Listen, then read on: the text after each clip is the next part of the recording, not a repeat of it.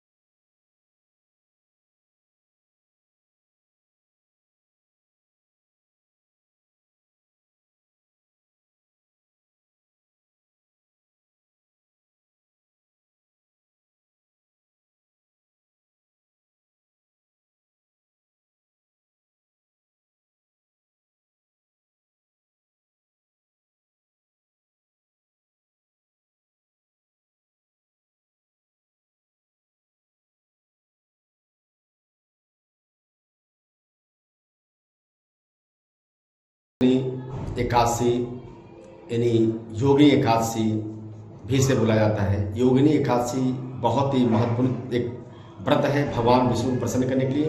भगवान विष्णु इस व्रत को जो भी व्यक्ति करता है भगवान विष्णु की अपार कृपा प्राप्त होती है। उससे इस लोक में ही नहीं परलोक में भी वास मिलता है, वैकुंठ धाम की प्राप्ति होती है। इसे पाप नाशनी भी करते, इसको करने से समस्त प्रकार के जो भी पाप हमसे हुए होते हैं उसको भी क्षमा मिल जाता है। जीवन में यह लोक और परलोक दोनों सुधर जाता है। तो देखिए क्या है योगिनी एकादशी का महत्व। आषाढ़ कृष्ण पक्ष की एकादशी को योगिनी एकादशी कहा जाता है। ये एकादशी पापों के प्रायश्चित के लिए विशेष महत्वपूर्ण मानी जाती है। इस दिन श्रीहरि भगवान शिव के ध्यान, भजन और कीर्तन से सभी तरह के पापों से मुक्ति मिलती है।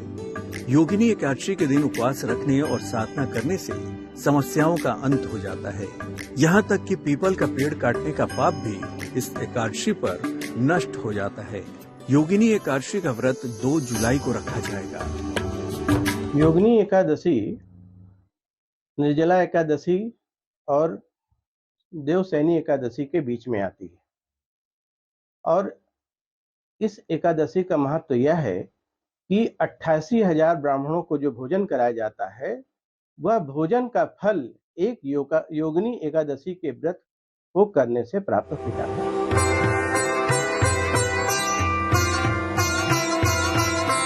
एकादशी व्रत का सीधा सीधा प्रभाव मन और शरीर पर पड़ता है। मान्यता है कि एकादशी का व्रत विधि विधान से रखने पर प्राणी सभी दुखों से मुक्त होता है। चंद्रमा के बुरे प्रभाव से भी योगिनी एकादशी का व्रत रखने वालों को मुक्ति मिलती है। ज्योतिष के जानकारों के मुताबिक अगर इंसान सही नियम से व्रत और उपवास रखे तो जीवन के तमाम कष्टों से मुक्त रहता है। तीनों लोक में इसके बारे में बहुत ही व्याख्या की गई है कि यहाँ पर देवी देवता तक इस व्रत को करते हैं। यह व्रत भगवान विष्णु को प्रसन्न करने एकमात्र बहुत ही सुलभ साधन है जिसे भगवान विष्णु के हम लोग बहुत प्रिय बन सकते हैं। इसको करने से रोग, शोक, मुसीबत, कष्टों से मुक्ति मिलती है। इस जग में हमारा कल्याण तो होता है, परलोक में भी हमें वैकुंठ की प्राप्ति होती है। भगवान विष्णु को सबसे ज्यादा स्नेह प्रेम देने वाला यदि कोई व्रत है जो सबसे प्रिय है वह है यह एकादशी। भगवान विष्णु को समर्पित है। जो भी भक्त सच्चे मन से इसको करता है उसके जीवन में किसी भी प्रकार का कोई कमी नहीं होता है। योगिनी एकादशी के बाद देवशयनी एकादशी व्रत रखा जाता है। देवशयनी एकादशी से भगवान विष्णु 4 महीने के लिए योग निद्रा में चले जाते हैं। इस दौरान भगवान शंकर सृष्टि का संचालन करते हैं। इन महीनों में शुभ कार्यों की मनाही होती है। निर्जला एकादशी और देवशयनी एकादशी के बीच योगिनी एकादशी व्रत रखा जाता है। योगिनी एकादशी का व्रत करने के लिए प्रातःकाल स्नान ध्यान आदि करके और भगवान विष्णु को ध्यान करते हुए इस व्रत को प्रारंभ करना चाहिए। सबसे पहले केले का एक मंडप बना लेना चाहिए। अगर केले का मंडप नहीं बना सकें तो एक पीला वस्त्र रख करके भगवान की विष्णु जी की फोटो लक्ष्मी जी के साथ रखनी चाहिए और उसके साथ ही पीला फूल और पीला जो है पीले रंग का मतलब हल्दी और ये सब चीज़ें भगवान विष्णु जी के पूजन पे प्रयोग करनी चाहिए। और गुड़ का प्रयोग भगवान विष्णु जी के साथ चने के साथ करने से शुभ माना जाता है। इंसान के कर्मों को ध्यान में रखकर ही तो ऋषि मुनियों ने व्रत और उपवास के नियम बनाए थे। योगिनी एकादशी व्रत के भी कुछ विशेष नियम हैं, तो देखिए क्या है योगिनी एकादशी व्रत का विधान। स्नान के बाद सूर्य देव को जल अर्पित करते हैं, फिर पीले कपड़े पहनकर भगवान विष्णु की पूजा करें। श्री हरि को पीले फूल, पंचामृत और तुलसी दल अर्पित करें। श्री हरि और माँ लक्ष्मी के मंत्रों का जाप करें। किसी निर्धन व्यक्ति को जल, अनाज, कपड़े, जूते और छाते का दान करें। इस दिन केवल जल और फल ग्रहण करके ही उपवास रखें। सुबह और शाम 2 वेला पूजन किया जाता है। इस एकादशी में पीले वस्त्र पहन करके गुड़ और आपका चने आदि का भोग लगाते हुए इस एकादशी को विधिवत करना चाहिए। रात भर जागरण करके दूसरे दिन पारण करना चाहिए और षोडशोपचार पूजन करने से भगवान का आशीर्वाद प्राप्त होता है। इस प्रकार से योगिनी एकादशी का ये तिथि बहुत महत्वपूर्ण मानी गई है।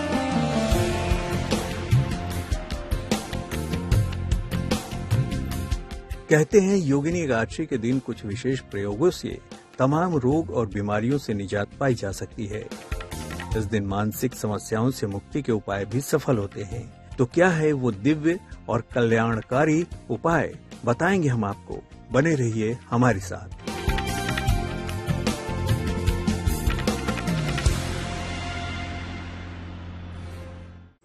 निर्जला एकादशी और देवशयनी एकादशी के बीच पड़ने वाली ये एकादशी इसलिए बहुत ही महत्वपूर्ण है क्योंकि देवशयनी एकादशी से 4 महीने के लिए भगवान विष्णु सो जाएंगे और भगवान शिव सृष्टि का संचालन करेंगे। देवशयनी एकादशी से पहले आने वाली इस एकादशी पर कुछ छोटे छोटे उपाय करके न सिर्फ जीवन की कई बाधाएं दूर की जा सकती हैं, बल्कि भगवान विष्णु के साथ साथ भगवान शिव का वरदान भी पाया जा सकता है।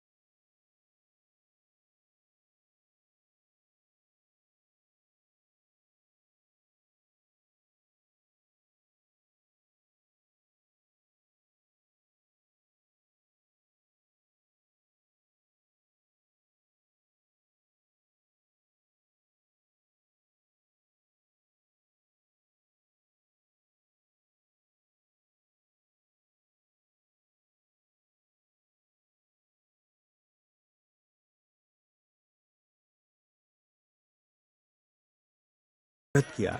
इस व्रत के प्रभाव और भगवान विष्णु के आशीर्वाद से वो पूरी तरह से रोग मुक्त हो गया और उसे शाप से मुक्ति मिल गई। तभी से इस एकादशी का इतना महत्व है।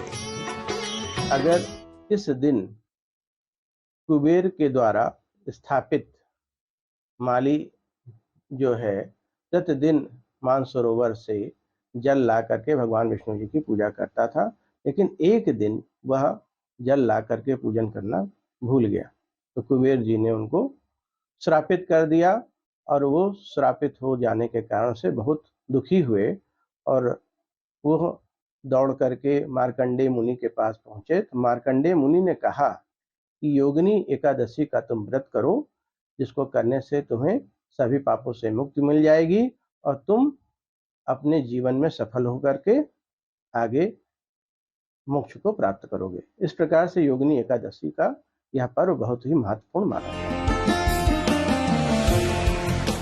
लेकिन अगर आप व्रत नहीं रख पाए तो भी ईश्वर के भजन और कीर्तन से पापों से मुक्ति संभव है। मान्यता तो ये भी है कि योगिनी एकादशी के दिन गीता का पाठ भगवान विष्णु की मूर्ति के सामने बैठकर करने से पितरों का आशीर्वाद प्राप्त होता है। भगवान विष्णु की पूजा तुलसी के बिना पूरी नहीं होती, इसलिए एकादशी के दिन भगवान विष्णु को भोग में तुलसी का प्रयोग अवश्य करें। साथ ही साथ कुछ महा उपाय ऐसे हैं जिनको करने से विशेष कृपा प्राप्त होती है भगवान विष्णु की। उसमें सबसे बड़ा महा उपाय यह है कि तुलसी के पेड़ की पूजा किया जाए, उनको सुहाग से संबंधित वस्तुओं का दान किया जाए, उनको लाल फूल चढ़ाने से घर में सुखी जीवन मिलता है, मांगलिक दोष का प्रभाव कम होता है और परिवार में सुख शांति समृद्धि आती है। दूसरा सबसे बड़ा उपाय है कि पीपल के पेड़ की पूजा करनी चाहिए। इस दिन ऐसा माना जाता है भगवान विष्णु साक्षात वहां वास करते हैं। जल का अर्पण करना चाहिए। चौमुखी घी का दीपक जलाने से भगवान विष्णु की कृपा प्राप्त होती है। साथ ही साथ 1 दर्जन केला चढ़ाने से यदि आपके व्यवसाय में नौकरी में किसी प्रकार की बाधा आ रही है वो भी बाधा दूर हो जाती है और मनुष्य के जीवन की समस्त इच्छाएं पूर्ण हो जाती है। कहते हैं योगिनी एकादशी के दिन कुछ विशेष प्रयोगों से तमाम रोग और बीमारियों से निजात पाई जा सकती है। इस दिन मानसिक समस्याओं से मुक्ति के उपाय भी सफल होते हैं। कैसे, खुद ही देख लीजिए। कोई काम बड़ा नहीं हो पा रहा, राजनीतिक सफलता प्राप्त करना चाहता है, व्यापार में कोई भारी सफलता प्राप्त करना चाहता है तो दक्षिणावर्ती संघ में गाय का दूध भरकर भगवान विष्णु को अर्पित करने से आपकी जो भी बड़े से बड़े संकट है वो टल जाते हैं और आपको मनवांछित सफलता प्राप्त हो जाती है। योगिनी एकादशी में भगवान की जो पूजा है, भगवान विष्णु जी की पूजा लक्ष्मी जी के साथ करनी चाहिए। लक्ष्मी जी के साथ करने से धन की प्राप्ति होती है और भगवान विष्णु जी जो कि कर्म के देवता हैं उनका भी आशीर्वाद प्राप्त होता है। मानसिक समस्याओं से मुक्ति के लिए क्या करें? एकादशी का उपवास रखें, पूरे दिन और रात केवल जलीय आहार ग्रहण करें, जितना संभव हो शिव जी की उपासना करें, कम से कम बोलें और गुस्सा न करें।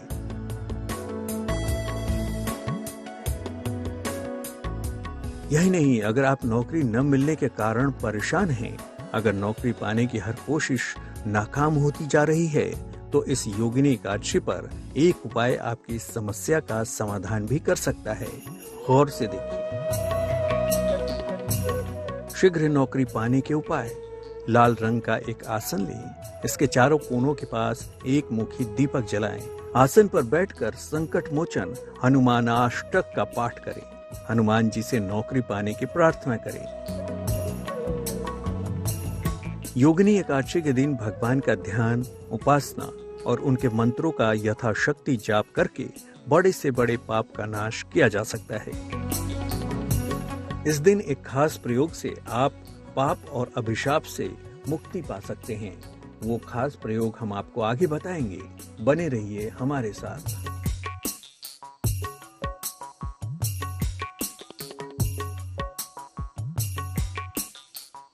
तो हम आपको योगिनी एकादशी की महिमा और पूजन विधि बता रहे थे। चलिए अब आपको बताते हैं एक ऐसा अचूक उपाय जो योगिनी एकादशी पर जाने अनजाने हुए पापों से आपको दिला सकता है मुक्ति।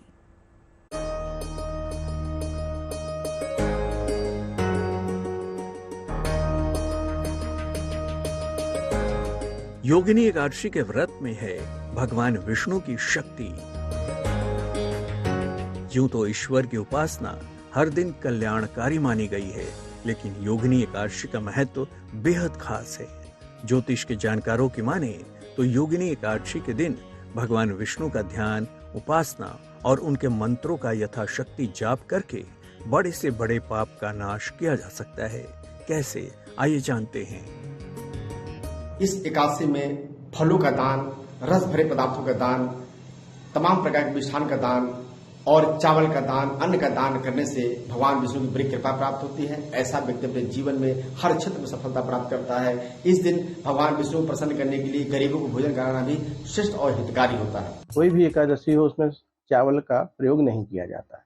तो चावल तो है ही कि कोई भी व्यक्ति प्रयोग न करे, और उसके साथ तामसी आहार को न ले और मांस भक्षण आदि न करे और संयमित दिन भर की चर्या में रहे, क्रोध आदि न करे, और इस प्रकार से वह अपने आप की दिनचर्या को रखता है तो निश्चित है कि योगिनी एकादशी का उसे फल प्राप्त होता है।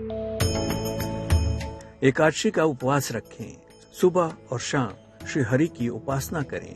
इस एकादशी पर गजेंद्र मोक्ष का पाठ करना सबसे उत्तम होगा। भगवद गीता के 11वें अध्याय का पाठ भी कर सकते हैं। योगिनी एकादशी के दिन पीपल का पौधा लगाएं। इस उपाय से आपको तमाम जाने अनजाने पापों से मुक्ति मिल सकती है। तो आप भी श्री हरि की भक्ति का आनंद उठाइए और इस एकादशी पर तमाम दोष पापों से मुक्त हो जाइए।